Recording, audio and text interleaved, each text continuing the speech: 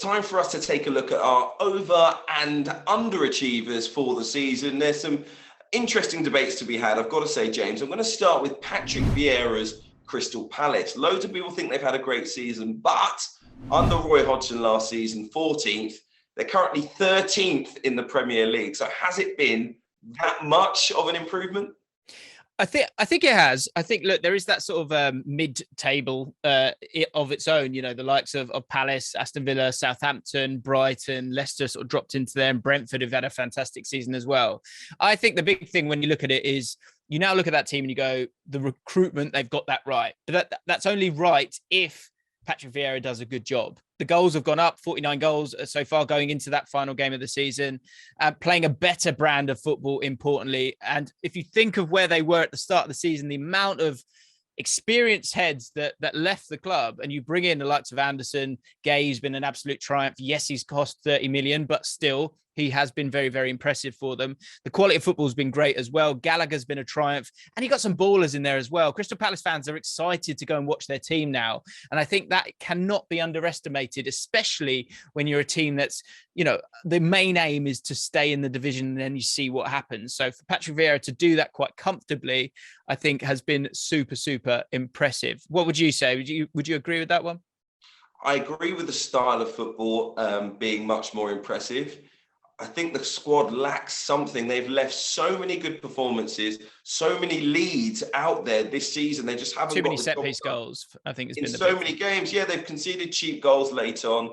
I also don't know how long you can keep this squad together. Mark Gurhey, for me, is already looking like he's a top 8, top 6 player, maybe even higher than that. Will there be interest in him in the summer? Conor Gallagher won't be there next season. He was influential for much of it. He, of course, on loan from Chelsea, unless Palace can come in with a really good bid for him and he wants to go there, but maybe he has higher aspirations of playing back at Chelsea in the Champions League. So I think this season was a really good one because Vieira has transformed things, but ultimately it is a results business, and Palace haven't done enough to make sure they've guaranteed those wins. Good season, maybe not a great season. Yeah, I think a little bit harsh there. I think the perception has changed at Crystal Palace, and I think that can only be an exciting thing. Let's move on. In terms of perceptions, very different perception for Brentford fans these days. This is probably as joyful a season as it will ever be for Brentford, because I think they'll probably move on and their expectations will change as well. Complete overachievement for someone like Thomas Frank. I was doing a video on my channel and having a look at the salaries and the purchase values per point. In terms of the salary for Brentford, it cost them 250k per point. To put that in perspective, Man United down the other end, 3.59 million per point that they've got this season. He's done a phenomenal job. It's been a bit direct at times, but you know, with Brentford, you know it's Moneyball, so you know they've got to be clever in how they do things. And I think they've almost put forward a blueprint that we might see in future with teams coming up where they don't play the best football, but they get the job done. He's done a fantastic job for me. Do you agree? Who's being harsh now? I think at times Brentford play some great football. Yeah, people say that they went direct in the second half of the season. First half of the season, though, it wasn't nice. But in the first half of the season, I think they had to do what they needed to do. I agree. To get points. I mean, they were getting used to being in the top flight. I think a lot of their players were getting used to the opposition, the difference in the speed of game. I'm a huge fan of Thomas Frank, who I think is probably my manager of the season. And I think a lot of those players will improve next year and they will get some good recruitment. I'm really looking forward to seeing what Brentford have got up their sleeve next. Let's stay West London, Hugh. What do you think about Thomas Tuchel? Because I think this is a bit of a harder debate. Obviously, he had such a great season last season. This season, has he overachieved or underachieved, or is he bang on the line? Where would you put him? Oh, he's certainly underachieved. Listen, I know Chelsea won 2 trophies, Club World Cup, Super Cup, major trophies, major honours, if you like. That was earlier on in the season, and they started the season really, really well. I think Thomas Tuchel has used events off the field as an excuse over the last 2 months for me. Ultimately, 11 players go over that white line, and there are quality players at Chelsea who haven't been good enough. His job when he came in, part of it at least, was to try and get the best out of Timo Werner and Kai Havertz, although both improved this year.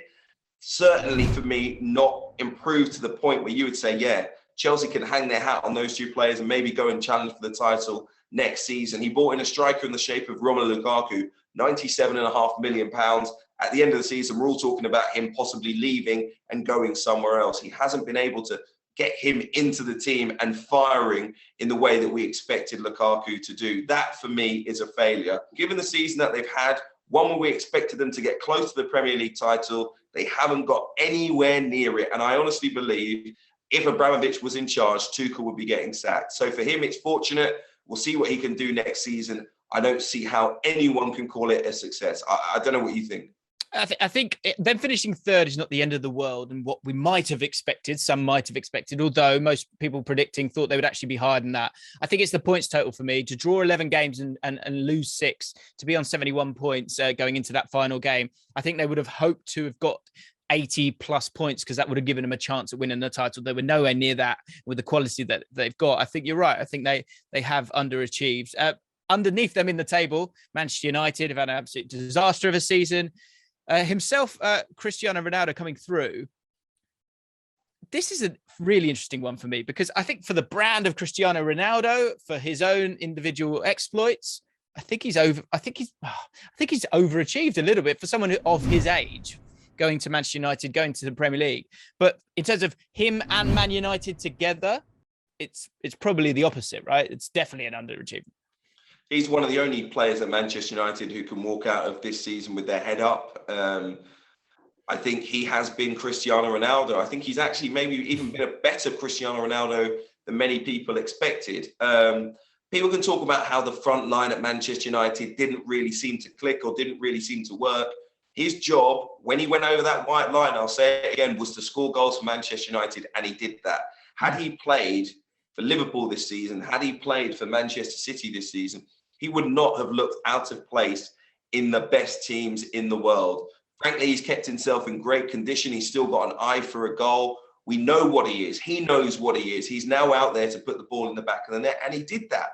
I don't see how anyone could put it on him personally. Now, the rest of the team, they need to have a look at themselves. Hierarchy at Manchester United. Ole Gunnar Solskjaer and Ralph Rangnick hold responsibility for what has been a shambolic season. And you can only hope, me as a Manchester United fan, that Erik ten Hag, and it looks like he's going to do it, can go roots and branch to transform the club top to bottom. He wants to start work the day after the end of the Premier League season. He wants to know exactly what he's going to get out of these players. He's going to speak to them personally. But also, of course, he needs to find out about the infrastructure at the club and if that is going to be the right conditions for Manchester United to be successful. I hope for his sake he can do it, but I think it will take 2 or 3 more years for Manchester United to be overachievers or even par for what we think Manchester United as a club should achieve. And I'm not sure Cristiano Ronaldo will be there to see that project all the way out. How long do you think he's going to stay there? I think he's definitely earned the right to have that next season. I think he could do really great things with Ten Hag as well. And I think you're right in everything that you've said there. I think it'd be silly for you to lose someone like Ronaldo with the goals that he scored. And I think with a better coach in place and obviously the changes that we made and the legs that will be there alongside him. 2 final ones that I think are interesting. Let's take one each. Arsenal and Arteta, I'll take that one. Lampard at Everton, you could take that one. In terms of Arsenal and Arteta, for me, I think in the cold light of day, it's been a really positive season. I think, look, Aubameyang went to Barcelona, has done brilliantly there, but I would have expected that. I think there's no doubt he was a great footballer, but the energy wasn't right at Arsenal. It wasn't working. He wasn't scoring goals. He's an older guy as well. And this is a team there. The average age against Newcastle was 24. It's the youngest team in the Premier League. And so for them to get as close as they did, hopefully they aren't scars from bottling it this year.